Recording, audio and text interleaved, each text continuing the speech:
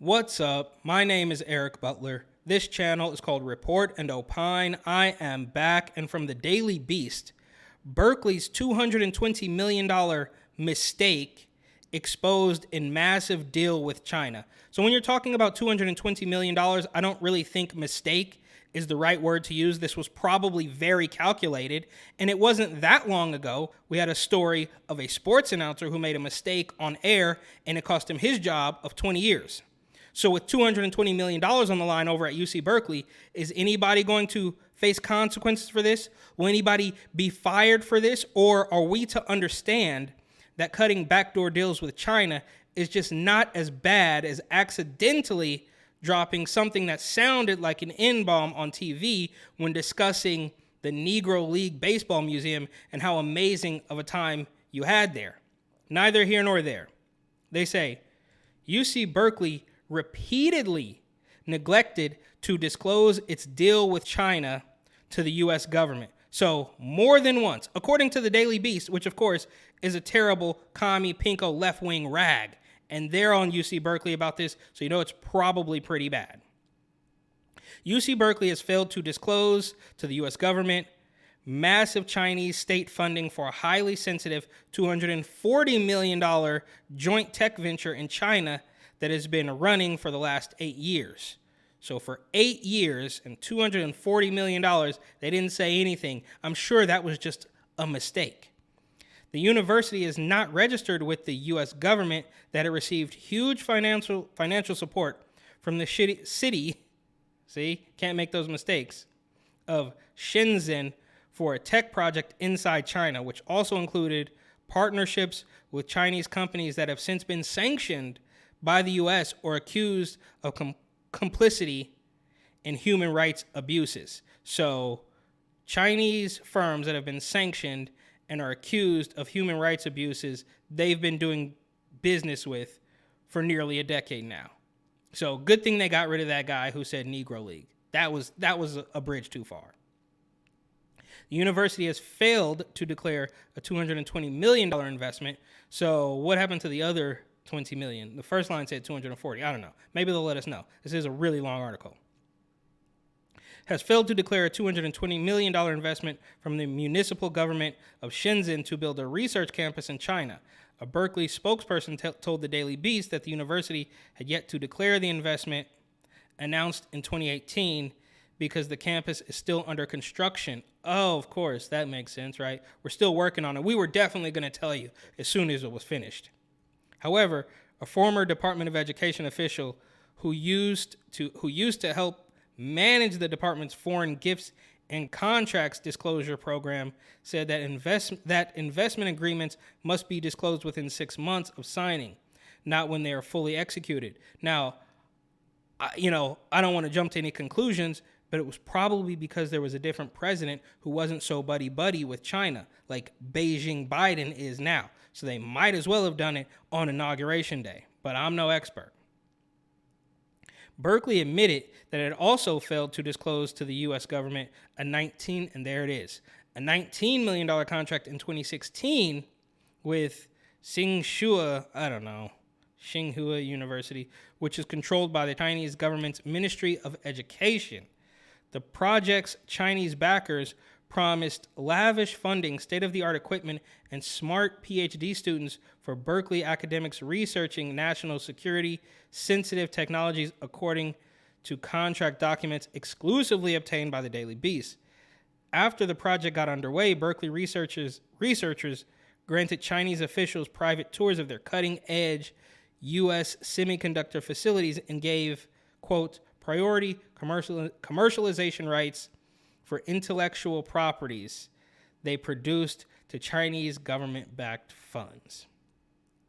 So I guess long story short, because this is a really long story, we've been completely sold out. We've known this for a long time, right? They're going to sell everything to the highest bidder and leave you with the bag, right? And then the gas prices are going to skyrocket, taxes, eggs, baby formula, all that stuff. We're not going to work on that. What we will work on is making sure that we can cut the junk off your little kids and getting the most from these Chinese government officials, as far as I can see. A Berkeley spokesman said that Berkeley only pursued fundamental research through TBSI, meaning that all research projects were eventually publicly published and accessible to all. It did not conduct any proprietary research that exclusively benefited a Chinese entity. Oh, so it was for everybody. It wasn't just for them. Of course, we lined our pockets. This kind of reminds me of something else, like, I don't know, that gain-of-function research that was definitely not funded by anybody even remotely close to the U.S. government, right? Kind of just, I mean, I don't know. I'm no expert on any of this, but it kind of sounds like they're doing all this overseas business while the country is quite literally and figuratively collapsing. It's circling the drain while these people cut backdoor deals with China. We saw also with the masks, Gavin Newsom and Andrew Cuomo cutting huge mask deals with China, right? Because, we didn't want to stigmatize Chinese people for maybe or maybe not bringing this virus that wasn't even that big of a deal. And then we had to cut deals with them to get personal protective equipment, all for your safety. I mean, it's just through the roof. And that's why they write these incredibly long articles about it, so they can say they covered it, but they know very few people will actually look at all of this. Still, Berkeley's ties to the Chinese government and sanctioned Chinese companies are sure to raise eyebrows in Washington. I bet they won't. I bet nobody cares. I bet Josh Hawley or Jim Jordan or Matt Gaetz might pretend to say something about it, but nothing's going to happen. Nothing ever happens to any of these people. U.S. policymakers are increasingly concerned about the outflow of U.S. technology to China, especially those with military applications. Under the radar, the project is called the Tsinghua Berkeley Shenzhen Institute, TBSI, a joint research initiative backed by Berkeley and this university, a top science school often called China's MIT. The institute's website shows that dozens of Chinese companies, including Huawei and others sanctioned by the U.S. government, also supported the institute as industrial advisors. So, I mean, all of these companies like Huawei and whichever one runs TikTok, all this stuff, this is just funny to me because now we have the same government basically that told you the air outside your front door was too deadly to breathe and we're going to destroy your business to keep you safe. Now it's kind of mad because TikTok, they want to ban TikTok to keep you safe.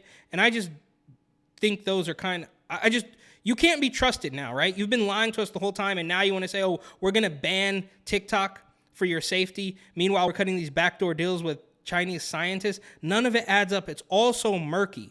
It's all completely sleazy and slimy, and we've gotten to a point where there's literally no way to tell what's true, who's lying. Obviously, the Daily Beast are complete scumbags. I mean, the entire media landscape are all charlatans. They're liars, right? They're just hungry for clickbait and anger. So none of it can be trusted, right?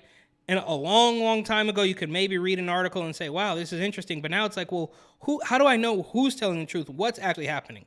None of it makes sense, right? Would I put it past any California university to cut backdoor deals with China? Absolutely not. I mean, nothing is off the table at this point. Would I put it past Gavin Newsom or Beijing Biden or Andrew Cuomo or Kickback Kathy to start cutting deals with Chinese government while telling you that they want to keep you safe from TikTok? Now, don't get me wrong. Most of the left-wing establishment does not want to ban TikTok, particularly for reasons like this, right? Because they still want to cut those deals. They still want to get that control, that oversight of information, all sorts of stuff.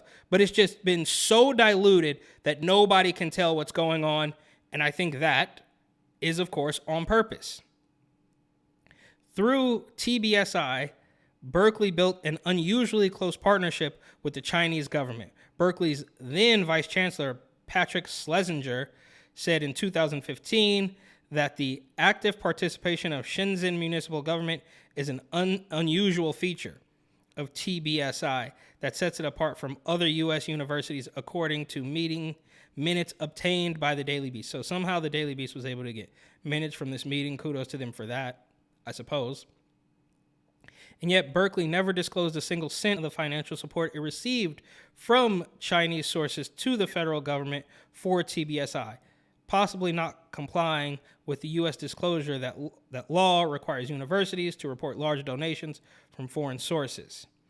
Yeah, but why? I mean, you can't trust UC Berkeley. Obviously, it's a weirdo indoctrination camp where they're teaching people to basically get mad and scream at anybody who makes a different lunch order from them, right? It used to be all about free speech and hippie this and hippie that. Now it's literally about if you don't agree that a little boy can become a little girl and give him a couple pills and then cut his junk off, then, we're going to scream at you, we're going to assault you. So obviously UC Berkeley cannot be trusted. They're complete scumbags. It's like a corruption race to the bottom. Federal government, UC circuit, Chinese communists. I mean, who is the worst of the bunch? It's impossible to tell at this point. If the facts are as Berkeley's documents seem to assert, this is exactly what universities must report, and we know they won't. Probably because they want they don't want to give up they don't want to slice the pie into thinner, they don't want to. They know they're going to have to cut a deal with the federal government. And they're like, well, this is like the legal weed growers, the legal weed dispensaries in California. It's like, well, why would I do that when there's literally no such thing as crime in California anymore? I could sell it straight to a guy on the street without the governmental middleman and not give you any money, right? So they can cut a deal with China. They can do their own weirdo technology surveillance thing and leave the federal government out of it. It actually makes sense, but like I said, they're all completely despicable and none of them can be trusted. So we don't know what's going on. To this day, TBSI remains one of the most fully realized examples of U.S.-China research collaboration. In the 2021 fiscal year, the institute hosted 586 students from across the world and pumped out more than 130 science and engineering articles. According to its website, at least 20 Berkeley academics participated in TBSI, working alongside dozens of Chinese and international colleagues. At its peak, the institute hosted 18 laboratories located within 3 research centers, each focused on a research area relevant to national security: data science and IT, environmental science, new energy production, and public health. Oh, well, that's predictable. And precision medicine. Since the early days of the institute, the Chinese government has occupied 3 out of 11 seats on the governing board. Yeah, well, I mean, as I understand it, basically the Chinese government has a hand in every single thing, right? They don't really let you do anything without no blackjack, no dope deal, not a nickel bag gets sold in the park, They want in, is basically as I understand it. They have their hand and fist and foot in every single thing that anybody does. And this goes on and on forever.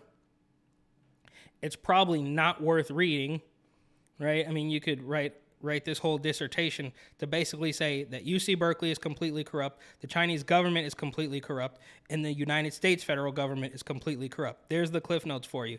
Go ahead and read it for yourself if you like. Obviously, the link will be in the description, and thank you so much for watching. Please like, comment, share, and of course, subscribe.